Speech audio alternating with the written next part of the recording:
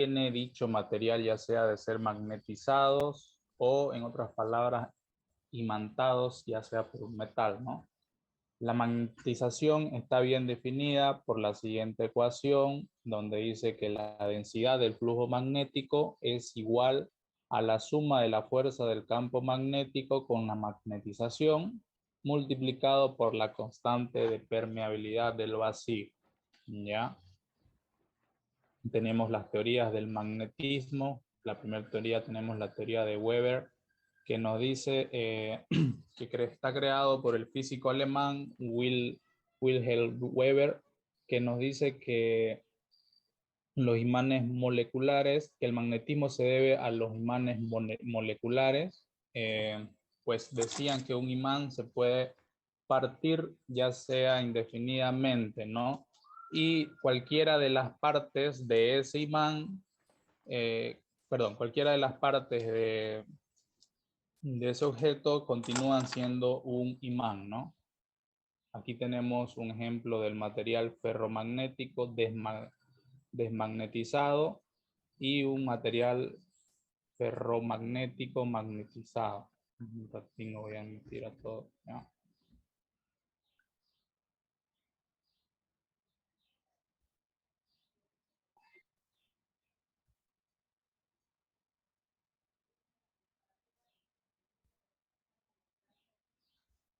Recording in progress. Ya. Tenemos la teoría de Ewing, que está dado por Sir James Alfred Ewing, que se dedicó al estudio acerca de qué hace un cuerpo, sea magnético o posea propiedades de este tipo, ¿no? Él llegó a la conclusión de que un cuerpo se magnetiza cada vez que se agranda un dominio magnético, ¿no?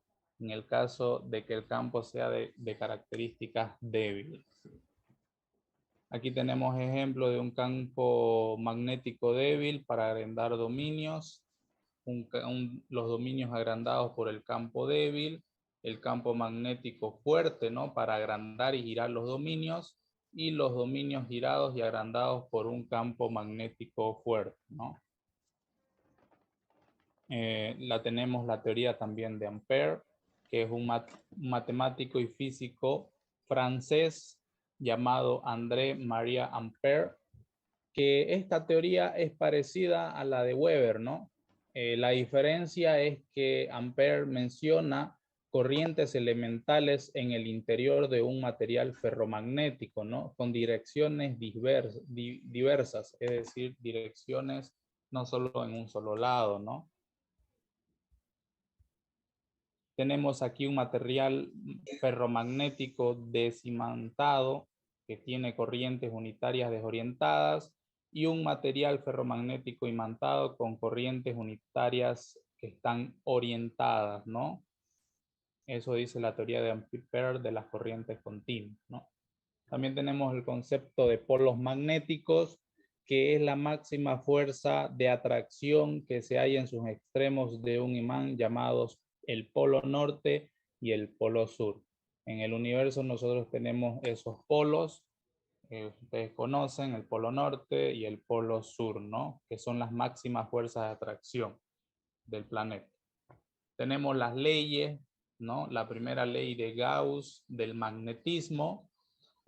Como dijimos anteriormente, que el flujo del campo eléctrico a través de una superficie cerrada que rodea una carga neta es proporcional a la carga, ¿no? Matemáticamente la representamos con B, que en este caso son las líneas de inducción magnética que está en Tesla, y la derivada de A es el área sobre el cual atraviesan las líneas de inducción, ¿no?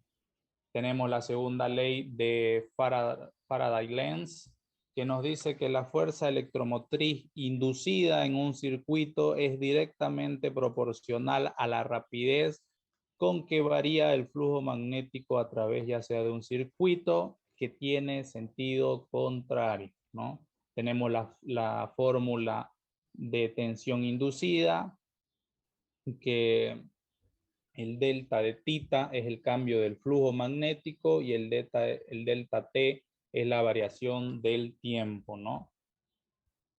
Tenemos el concepto de magnitudes del campo magnético. El campo magnético B es una magnitud vectorial, ¿no? Está en vector.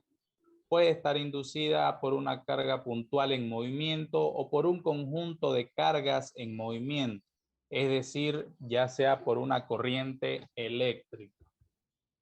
Está representada por la siguiente fórmula, donde nos dice el campo magnético que tiene que darnos en Tesla es igual a la fuerza magnética sobre la multiplicación de la carga eléctrica por la velocidad de carga, ¿no? En este caso la fuerza magnética está en newtons, la carga eléctrica, como lo vimos en la ayudantía número 1, está en coulomb y la velocidad de la carga está en metros sobre segundo. Tenemos la intensidad magnética, que es un vector, ¿no? Que está relacionado con el campo magnético a través de una constante que depende del medio y que se llama permeabilidad magnética. ¿Ya? Tenemos la fórmula, ¿no? Del campo de intensidad magnética. E es igual al campo magnético sobre la constante de permeabilidad magnética. H igual a B sobre U. Tenemos el concepto de flujo magnético que se define, ¿no? Como las líneas de inducción magnética que están atravesando la superficie o una superficie, ¿no? Y el ángulo al cual la línea del campo se intersecta con el área también es muy importante. Tenemos la fórmula, ¿no? Nos dice que θ está representado por el flujo magnético, es igual al campo magnético por el área plana por coseno de θ, ¿no? Si la superficie es perpendicular al campo, entonces el ángulo será 0, este ángulo de aquí, ¿ya? Ángulo θ. Y el flujo magnético simplemente sería B por A, o sea, campo magnético por el área plana, en caso de que el ángulo sea 0. Eso ténganlo muy en cuenta. ¿Ya? La fuerza magnetomotriz. La fuerza magnetomotriz, o θ, también llamada potencial magnético, es la fuerza que se produce, que produce una intensidad de campo magnético, ¿no? Está representada por el símbolo F y es aquella capaz de producir un flujo magnético entre dos puntos de un circuito magnético, ¿ya?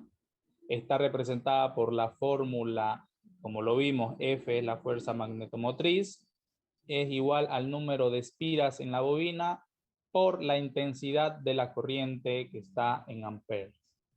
Ya tenemos la unidad del sistema sexagesimal, tenemos los factores de conversión y el sistema internacional, ¿no? Ahí lo ven algunas unidades de lo que hemos visto del flujo magnético, de la inducción o densidad del flujo, de la magnetización, de la permeabilidad relativa, ¿no? ¿Qué es adimensional? Adimensional es que no tiene unidades, ¿ya? Por si preguntan. Los circuitos magnéticos. La función de estos circuitos, ¿no? Es asegurar un flujo útil, en este caso F, en un determinado lugar, ya sea de una máquina o de un aparato, ¿no? Para el cálculo de un circuito magnético tenemos la ley de Hopkinson que nos dice, ¿no? Que el flujo se establece en un circuito magnético es proporcional a la fuerza magnetomotriz proporcionada por la bobina e inversamente proporcional a la reluctancia del medio por donde se establecen las líneas de fuerza de campo magnético. Esto no quiere decir que θ es igual a la fuerza magnetomotriz dividido entre la reluctancia, ¿no? Tenemos la ley de Ohm, que lo vimos. Nos dice que la intensidad de la corriente que recorre un circuito es directamente proporcional al voltaje, o también llamado tensión del mismo, ¿no? E inversamente proporcional, como aquí lo ven, inversamente proporcional a la resistencia, ¿no? Que lo presenta. En este caso tenemos la intensidad es igual al voltaje, perdón, dividido entre la resistencia, voltaje o tensión. Tenemos la permeabilidad y reluctancia, que en física nosotros se lo denominamos permeabilidad magnética a la capacidad que tiene una sustancia o de un medio para poder atraer y hacer pasar a través de ella unos campos magnéticos, ¿no? La cual está dado por la relación entre inducción magnética existente y la intensidad de campo magnético, ¿no? Que aparece en el interior de dicho material. A eso lo llamamos permeabilidad absoluta. Tenemos la fórmula de permeabilidad absoluta que nos dice que el nivel de inducción magnética o también llamada densidad del flujo magnético alcanzado al introducir una sustancia ferromagnética en el núcleo está representado por Tesla, ¿no? Es dividido entre la intensidad magnética. Tenemos la reluctancia, que de un material, la reluctancia nos indica, ¿no? Si ésta deja de establecer las líneas de fuerza en mayor o menor grado. En cierta forma, la reluctancia es un concepto similar de la resistencia en un circuito eléctrico, hasta tal punto que podemos establecer la ley de Ohm para los circuitos magnéticos. El flujo que se establece en un circuito magnético es proporcional a la fuerza magnetomotriz. Esto ya lo habíamos visto, ¿no? Nos dice que θ es igual a la fuerza magnetomotriz dividido entre la reluctancia. También podemos decir inversamente proporcional a la reluctancia del medio, ¿no? Tenemos despejada la fórmula para poder hallar la reluctancia. Entonces tenemos la fuerza magnetomotriz dividido entre θ, que en este caso θ era el flujo magnético, ¿no? Tenemos las unidades de la permeabilidad, de la reluctancia, de la longitud, del área, de la intensidad del campo magnético, del flujo magnético, de la fuerza magnetomotriz y la inducción magnética, ¿no? Tenemos los símbolos de cada uno, M, R, L, A, H, respectivamente de cada uno, ¿no? Y tenemos el nombre de la unidad, que sería M, sería Henry por metro, ampere, vuelta por Weber, y la longitud está representada su unidad en metros, el área en metro cuadrado, la intensidad del campo está en ampere, vuelta por metro, y así sucesivamente, ¿no? Las magnitudes de un campo magnético, ¿no? El concepto de campo, nosotros en física, nos referimos a la magnitud que presenta cierta variación sobre una región del espacio, ¿no? En ocasiones, campo se refiere a la atracción matemática para estudiar la variación de una cierta magnitud física, ¿no? Tenemos la fórmula donde nos dice F es la fuerza medida que está en newtons, Q es la carga medida en coulomb, B es la velocidad medida en metros sobre segundos y B grande es el campo magnético que está en Tesla, ¿no? Aquí tenemos un ejercicio donde nos dice, ¿no? Un campo magnético atraviesa una carga de 0.005 coulomb que se mueve a una velocidad media constante, ¿no? Calcular el campo magnético producido por las 4 velocidades que están ahí, ¿no? 0,2, 0,4, 0,6 y 0,8, ¿no? Tenemos el dato de carga, 0,005, y debemos hallar lo que es B grande. ¿Qué era B grande? Es el campo magnético, ¿no? Que está medido en Tesla.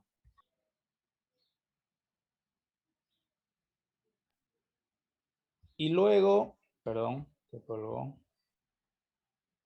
Luego tenemos la fuerza, ¿no? Que en este caso está medida en Newton, 0.003 Newton, y las 4 velocidades, 0,2, 0,4, 0,6, 0,8 metros sobre segundo. Debemos hallar para cada velocidad los valores de campo magnético, ¿no? Ahí lo ven, tenemos el campo magnético número 1, 3 Tesla, el campo magnético número 2, 1,5 Tesla, el campo magnético 3 tenemos un Tesla y el campo magnético 4, 1.75 Tesla, ¿no? Ya. Luego tenemos, como hemos hallado en todos los ejercicios, hallar la pendiente de cada uno. En este caso tenemos tres tipos de pendientes, menos 7,5, menos 2,5 y menos 1,5, ¿no? Aquí tenemos la interpolación y la extrapolación para verificar los datos. Y tenemos la gráfica, ¿no? De velocidad versus campo magnético. A medida que la velocidad media de la carga en metros sobre segundo aumenta, el campo magnético va disminuyendo, ¿no? Como lo ven en la gráfica. Luego tenemos la intensidad magnética, ¿no? Que es una magnitud vectorial, en vectores, definida para un punto como la fuerza que recibirá la unidad de carga magnética que está colocada en dicho punto, ¿no? Este fenómeno normalmente lo expresamos en términos de magnetización o campo magnético, ¿no? La magnetización ya sea puede ser débil, puede ser fuerte, es dependiendo de cómo la magnetización tuvo lugar o el material que adquiere las propiedades magnéticas, ¿no? Tenemos la fórmula de intensidad del campo, que está en amperes por metro, y la intensidad de corte, que sería la letra I, y el número de vueltas de la bobina, ¿no? Luego tenemos aquí un pequeño ejemplo que nos dice hallar la intensidad del campo magnético como variable dependiendo de la intensidad de la corriente, ¿no? Tenemos las tres intensidades, tenemos el número de vueltas y la longitud de 6 metros, ¿no? Resolviendo, tenemos que hallar la intensidad del campo para cada una de las intensidades, en este caso son 3. Hallamos el cálculo de la pendiente, por supuesto, y tenemos el cálculo de la intensidad del campo magnético. En una bobina tenemos las tablas de resumen, tenemos la tabla de interpolación y extrapolación, y tenemos, ¿no?, la gráfica que nos dice a mayor intensidad de corriente eléctrica, la intensidad del campo magnético va a aumentar, como lo ven aquí. A mayor intensidad de corriente eléctrica, el campo magnético va a ir aumentando, ¿no? Luego tenemos el flujo de campo magnético. ¿Qué nos dice el flujo de campo magnético? Este está relacionado con el número de líneas de campo magnético que pueden atravesar una superficie de área A. Cuanto mayor sea el número de líneas de campo, mayor será el valor del flujo magnético, ¿no? La densidad del flujo magnético, B en este caso es un vector que representa, ¿no?, la intensidad, la dirección y el sentido del campo magnético. Tenemos θ como flujo magnético, que su unidad está en Weber. Tenemos la B grande, que nos dice que es la densidad del flujo magnético, que en el sistema internacional lo medimos en Weber por metro cuadrado. Y el área está representado por la letra A, igual que está expresado en metros cuadrados, ¿no? Tenemos aquí un ejemplo donde nos dice calcular los flujos magnéticos de una placa circular de 7 centímetros de radio con un ángulo de 0 grados, de 0 grados. El valor de la densidad de flujo magnético será 5 Tesla, 10 Tesla y 15 Tesla, ¿no? Tenemos tres densidades de flujo magnético, ¿no? Tenemos el ángulo y tenemos el R, que sería el radio, entonces para poder hallar el área, ¿no? En este caso, la fórmula de área, como todos ustedes saben, es pi por radio al cuadrado. Tenemos, reemplazando, nos da un área de 0.01539 metros cuadrados. Utilizando la fórmula, despejamos lo que es el flujo magnético y nos da los tres flujos magnéticos para cada densidad.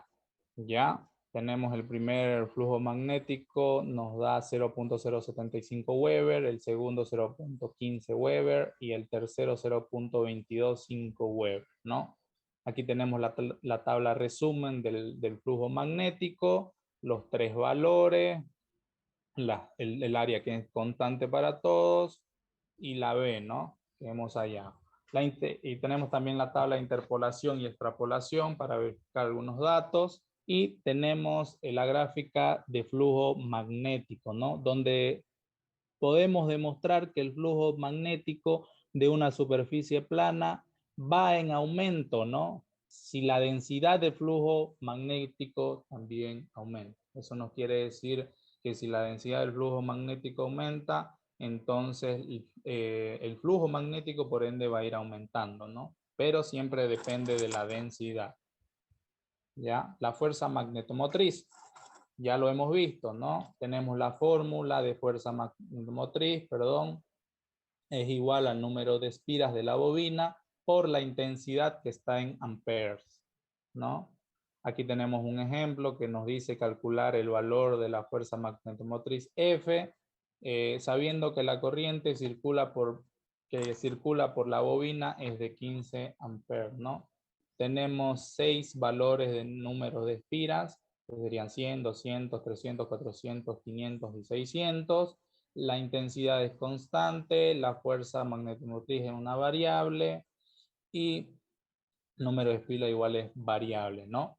Tenemos para cada número de espiras de la bobina, debemos hallar su fuerza magnetomotriz, que en este caso para la fuerza 1 tenemos 1500 amperes por vuelta, para la 2 tenemos 3000 amperes por vueltas, para la 3 tenemos 4500 amperios por vuelta y para la 4 tenemos 6000 amperios por vuelta, ¿no? Y así hallamos para la 5, para la 6 y tenemos ya la tabla de interpolación y extrapolación y la gráfica de fuerza electromotriz que nos dice que dependiendo del número de vueltas, la fuerza o los amperios por vueltas van a ir en aumento, ¿no? Tenemos el tipo de ecuación, tenemos una pequeña conclusión, que tomando en cuenta que trabajamos con los números de vueltas como variable independiente y la fuerza magnetomotriz es variable dependiente, nos queda la ecuación de la recta, ¿no? Donde Y es igual a la fuerza magnetomotriz, perdón, que es una variable dependiente, M es la intensidad, que es la pendiente, X es igual a la número de, perdón, a la n, que es en este caso número de espiras de la bobina, que es la variable independiente, ¿no? Tenemos el punto de intersección con la coordenada 0, que es el ángulo. Entonces tenemos la interpretación, ¿no? Logramos demostrar y observar que sin variar la constante de intensidad eléctrica, aumentando gradualmente el número de vueltas, además tomando en cuenta su pendiente, que siempre será positiva, es decir, viéndolo de forma experimental, la fuerza magnetomotriz siempre aumentará, ¿ya? Con eso hemos concluido lo que es el tema número 2 o la ayudantía número 2 que trata del magnetismo. En unos 5 minutos voy a empezar a dar la ayudantía número 3. Me esperan, por favor, ya unos 5 minutitos. Hasta eso pueden ir a tomar un poco de agua.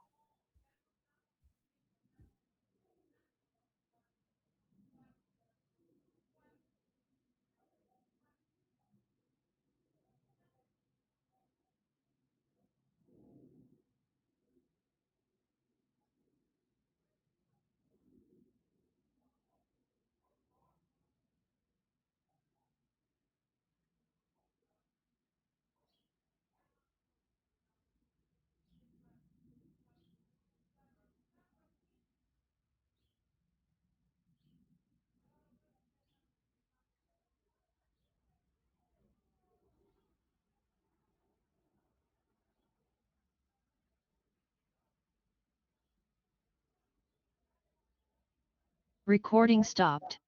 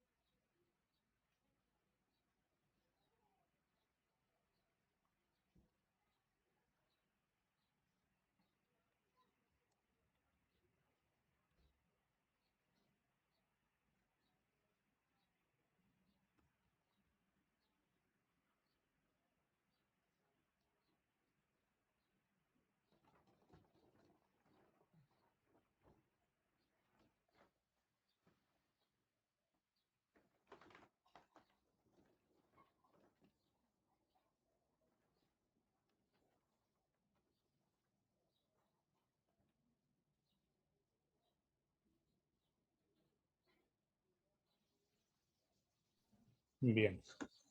Continuando con el tema número 3, vamos a hablar del electromagnetismo, ¿ya? El ingeniero me pidió que Recording in avance progress. los dos temas de ayudantía para este miércoles y jueves. Ya él supongo que le dirá qué es lo que tienen que poner, ¿no? Bueno, comencemos. El electromagnetismo, ¿no? Es el estudio que tienen las cargas y la interacción entre la electricidad y el magnetismo, ¿no? La electricidad y el magnetismo son aspectos de un único fenómeno físico estrechamente que está ligado ya sea por el movimiento y las atracciones que tienen las cargas de la materia, ¿no? Tenemos las leyes de inducción electromagnética, tenemos la primera y segunda ley, la ley de Faraday, que nos dice, ¿no?, que está inducida en una espira cerrada es igual al negativo de la tasa del cambio del flujo magnético, ¿no?, a través de la espira con respecto al tiempo, ¿no? Aquí tenemos su fórmula que nos da en voltaje, ¿no? Tenemos la ley de Lenz, que es una consecuencia del principio de la conservación de la energía, que está aplicado a la inducción electromagnética, ¿no? Tenemos las magnitudes electromagnéticas, tenemos la inducción electromagnética, que la inducción electromagnética es generar corriente eléctrica, ¿no? O inducida por medio de un campo magnético, ¿no? Este es el campo magnético, si lo ven, y la fuerza del campo magnético, el imán no tiene fuerza de atracción, ¿no? Tenemos las siguientes consideraciones. Cuando el imán permanentemente no se mueve dentro de la bobina, entonces este no produce voltaje. Si el imán permanente se mueve hacia afuera de la bobina, el voltímetro muestra un voltaje en una polaridad, ¿no? Este se le dice que la corriente fluye ya sea en una dirección. Si el imán permanente se mueve hacia el interior de la bobina, entonces el voltímetro muestra un voltaje en la otra polaridad, es decir, en el otro polo. Se dice que la corriente fluye en otra dirección, ¿no? Esas son las consideraciones para la inducción electromagnética. Tenemos la fuerza ejercida por un campo magnético sobre un circuito eléctrico, ¿no? ¿Qué es un circuito eléctrico? Un circuito eléctrico, por lo tanto, es la interconexión de dos o más componentes que contienen una trayectoria cerrada. Eso lo hemos visto en la ayudantía número 3, o también lo han visto en la física en la física 3 de la carrera, ¿no? La fuerza magnética sobre una corriente eléctrica. Una corriente eléctrica es un conjunto de cargas en movimiento, ¿no? Y la fuerza sobre un conductor rectilíneo. Imaginemos, ¿no?, un conductor rectilíneo de sección A, por el que circula una corriente eléctrica ahí. La fuerza a la que se le ve sometido cuando se encuentra en un campo B uniforme será la suma de la fuerza sobre todas sus cargas, ¿no? Tenemos la transformación de la energía mecánica en energía eléctrica. La energía mecánica se puede convertir en energía eléctrica a través de algún tipo de generador, ya sea donde los imanes y las bobinas convierten el movimiento en la fuerza electromotiva, ¿no? Que generalmente esta fuerza se mide en voltios, ¿no? Aquí podemos observar cómo la energía mecánica se convierte en energía eléctrica, ¿no? Mediante un circuito con un campo magnético, ¿no? Tenemos la potencia y energía, que en este caso la energía es la forma de la energía que resulta de la existencia de una diferencia de potencial entre dos puntos, ¿no? Este se mide o está expresado en unidades de vatios por hora, ¿no? Tenemos la fórmula de energía, que es igual a la potencia que está en vatios y el tiempo que está en segundos, ¿no?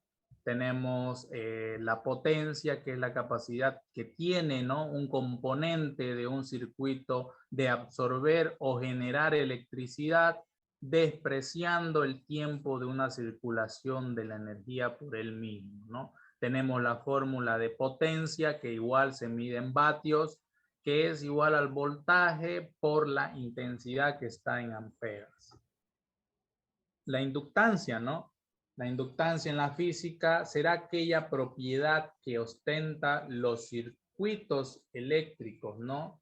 Por la cual producimos la fuerza electromotriz una vez que haya una variación en la corriente que pasa, ¿no? Ya sea por el propio circuito o por otro próximo a él, ¿no? La fórmula para poder calcular la inductancia nos dice que es el número de espiras de la bobina por la permeabilidad del núcleo, por la sección del núcleo dividido entre la longitud de las líneas de flujo que se encuentran en metros, ¿no?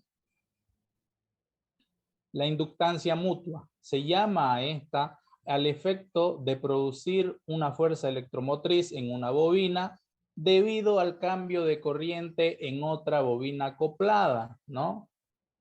Tenemos la fórmula de la fuerza electromotriz, que es la resta de la inductancia mutua, que está en Henry, por la derivada de la intensidad, perdón, que está en amperios, dividido entre la derivada del tiempo que está en segundos, ¿no? Aquí tenemos las unidades de electromagnetismo, que tenemos el símbolo, el nombre de la unidad, el símbolo de la unidad.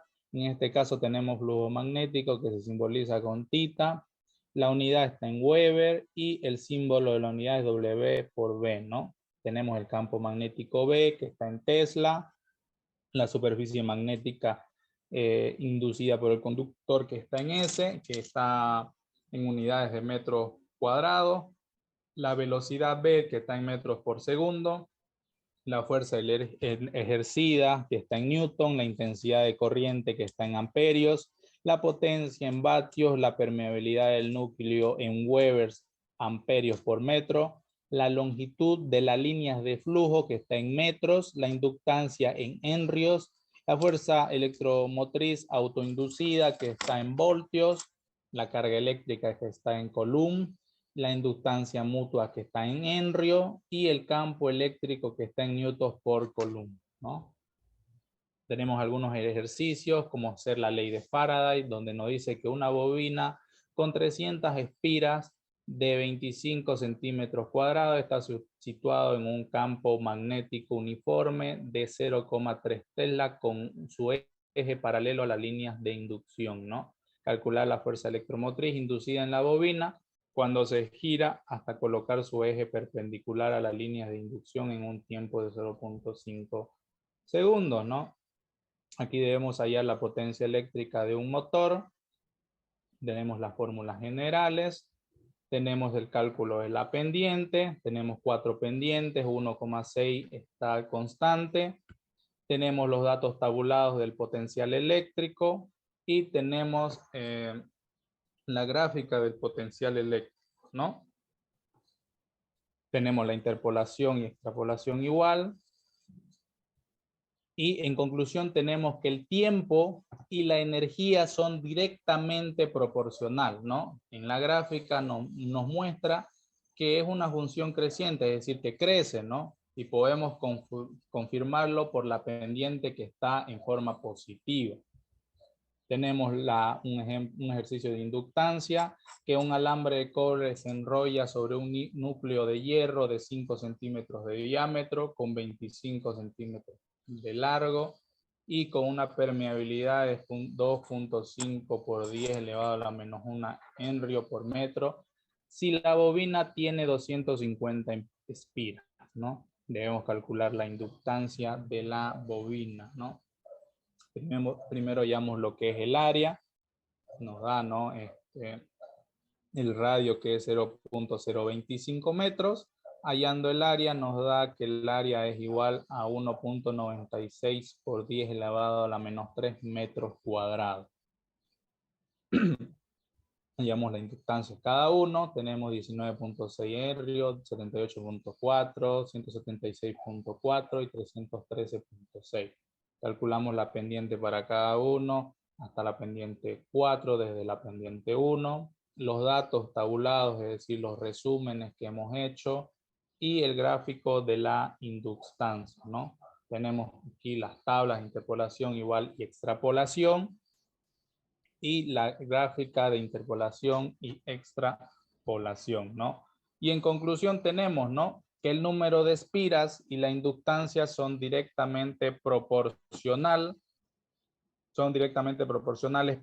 y la gráfica nos muestra que es una función que va creciendo y por eso nos da una pendiente positiva, ¿no? Con eso hemos concluido lo que es la ayudantía del tema número 3. Las diapositivas yo lo voy a pasar al grupo que tengo con los jefes de grupo y ellos se encargan de pasarle a cada uno de sus integrantes de su grupo, ¿no? En este caso no voy a llamar lista para que no sea un poco pesado y por favor las personas que estén presentes me colocan nombre completo y seguido de la palabra presente en el chat, ¿no? Con eso habremos finalizado las ayudantías de este domingo y cabe recalcar que me voy a organizar un poco para que esta semana pasemos los días sábados porque domingo es un poco pesado creo para todos, ¿no? Pasar clase, creo que todos quieren descansar, ¿ya? Así que pónganme en el chat su nombre completo, seguido de la palabra presente, todos, y pueden ir retirándose.